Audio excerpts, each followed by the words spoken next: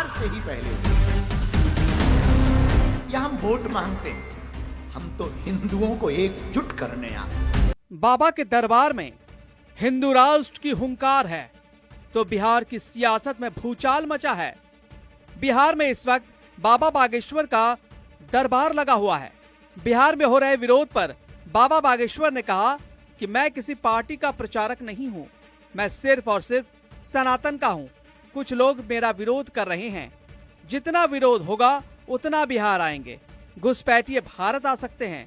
भारत का नागरिक, भारत की बात करने वाला क्या बिहार नहीं आ सकता?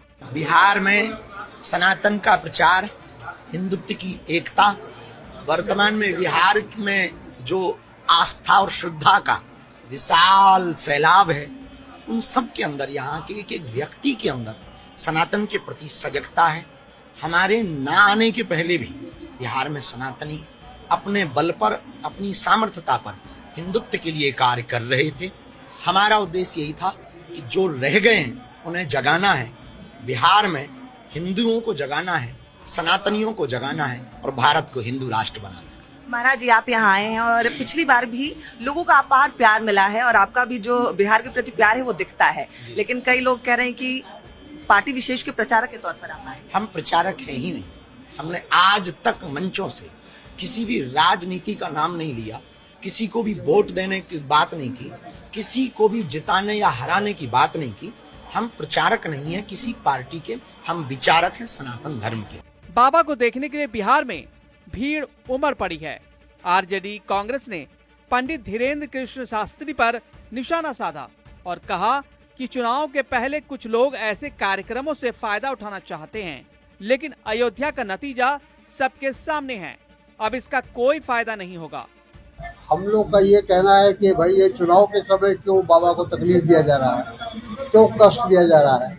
बाबा अपना आए जाए कोई नहीं, उनको इससे कोई मतलब नहीं है, लेकिन उनको राजनीतिक तौर पर उनका इस्तेमाल जो है वो गलत है। और ये इस बात का संकेत है कि एनडीए, भारतीय जनता पार्टी खास तौर पर, वो अपने आप को कहीं ना कहीं कमज़ोर महसूस कर रही है और इसीलिए बाबा लोगों का सहारा लेने की कोशिश कर रही है, उनकी बैसाखी पकड़ने की कोशिश कर रही है। हालांकि अपना विरोध करने वालों पर बाबा ने सभी को आड़े हाथों लिया और करारा जवाब भी दिया। उन्होंने कहा कि हम अपनी लड़ाई नहीं बल्कि दुनिया भर के 150 करोड़ हिंदुओं की लड़ाई लड़ रहे हैं। हमारा आपसे विवाद क्या है जो आप हमें रोकते हो, आप हमें गाली देते हो? हम करते क्या है? क्या हम किसी पार्टी के लिए आते हैं या हम वोट मांगते हैं? हम तो हिंदुओं को एकजुट करने आते हैं। भैया, हम किसी पार्टी के प्रचारक नहीं हैं, हम हिंदुत्व के विचारक हैं।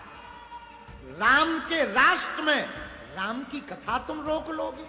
हम देख रहे 2-3 दिन से मीडिया पर बड़े बवाल छाए, बाबा को आने दो, हम घेरेंगे, हम मारेंगे। ठटरी के बरे, मूसर चंद, हलुआ नाथ, अरे घेरेंगे, मारेंगे, क्या तुम्हारे बाप का देश है भैया? इस घटना ने बिहार की राजनीति में एक नया विवाद खड़ा कर दिया है। एक तरफ आरजेडी है जो धीरेन्द्र शास्त्री पर वोट बैंक की राजनीति का आरोप लगा रही है, दूसरी तरफ बीजेपी है जो आरजेडी पर तुष्टीकरण का आरोप लगा रही है। देखना होगा कि इस मुद्दे पर आगे क्या होता है। क्या यह विवाद चुनाव तक छाया रहेगा? ये समय ही बताएगा। अभी मार्च का महीना चल रहा है और बिहार में चुनाव नवंबर में होने हैं। इससे पहले ही पंडित धीरेन्द्र शास्त्री के हिंदू राष्ट्र संबंधी बयानों ने राज्य की राजनीति में उथल पुथल मचा दी है।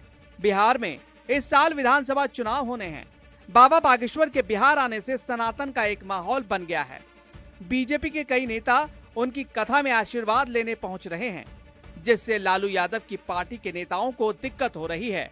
आरजेडी को लगता है कि अगर हिंदू चुनाव में एकजुट हो गया और जाति में नहीं बटा तो पूरा समीकरण खराब हो सकता है।